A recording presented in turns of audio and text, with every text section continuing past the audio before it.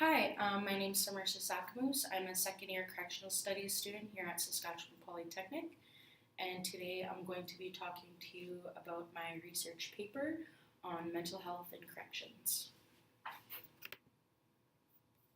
Okay, so I'm going to be going over the context of the research. So, I got interested in this area because mental health has always been an everlasting problem in corrections, I feel, in my personal opinion. From staff who don't know how to deal with the mentally ill to not having the adequate resources available to support them. Um, I wanted to find out why the rate of the mentally incarcerated offenders is constantly on the rise and what is being done to control it. So it says here that 31.7% of 267 new inmates in federal penitentiaries in British Columbia had a current diagnosis of a mental disorder. I wanted to find out why the rate of the mental health in corrections is constantly rising. I thought the best way to answer this question would be by researching the mental health strategy for Corrections Canada. This question interested me because during my research, I've discovered that 1 in 5 Canadians will experience a mental health illness. That comes from Health Canada 2002. So, among those, 2 of every 3 adults who need mental health services and treatment do not receive it because of the stigma associated with mental health. Okay, so this is my research thesis statement. So, in my research paper, I want to prove the following thesis statement. So, it goes a little something like this. By now, it has become common knowledge that correctional facilities have become the housing unit for millions of people with mental health issues. Why is the rate of mental health in corrections constantly rising?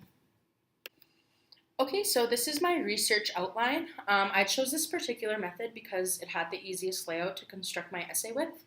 So here's what I did. I separated it into 9 separate sections, each paragraph representing a new topic. So paragraph 1 is my introduction. It's just basically about what mental health is and how does it relate to crimes committed by incarcerated individuals, as well as my thesis statement. So in paragraph 2, it's about types of mental illnesses seen in the prison population. Then I have my topic sentence, major supporting details, and minor supporting details. Paragraph 3, types of crimes committed by mentally ill individuals, and it follows the same concept, topic sentence, major supporting details, and minor supporting details. Paragraph 4, mentally ill inmates remain in jail longer than other inmates, follows the same concept.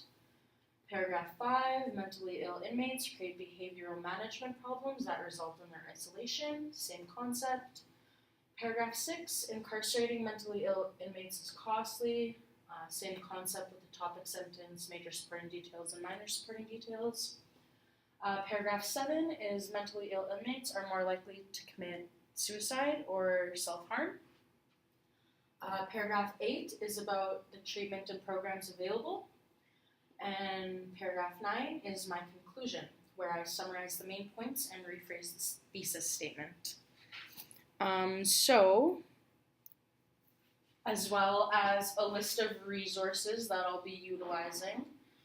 I got them from Stats Canada, Correctional Service Canada, YouTube videos, Treatment Advocacy Center.